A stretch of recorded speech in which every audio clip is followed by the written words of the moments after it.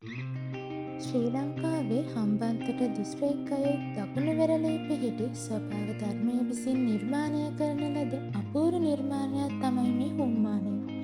හුම්මානයට දකුණු බස්සහරෙන් කරිච්ච මාලාව කියලා හඳුන්වනවා. කුඩාවැල්ල වැලි කැලේ වෙරළ තීරයේ කඳු ගැටයක් මත ජල මලක් ලෙස මේ හුම්මානය පිහිටනවා. මුහුදු රැල්ලේ පීඩනයත් සමග ජලය විහිදී යාමෙන් එක දිගට හුම් ලෙසින් මුමුණන හඬක් ඇති කරන නිසා මෙයට හුම්මානය කියන නම ලැබී තියෙනවා. අපේ රටේ ඇති මේ හුම්මානය ලෝකයේ වෙනත් රටවල ඇති හුම්මාන 6 අතරින් විශාලත්වයෙන් දෙවන තැන ගන්නවා.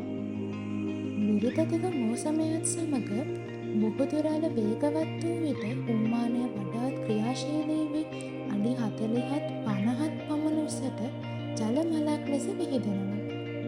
හුම්මානය අසලදී කෑ ගැසීම, අත්පොඩි ගැසීම, හම් ශබ්දයට සමාන හඬක් නැගීම මගින් හුම්මානයේ ක්‍රියාකාරීත්වය වැඩි වෙනවා කියලා ගැමියන් අතර මතයක් තියෙනවා.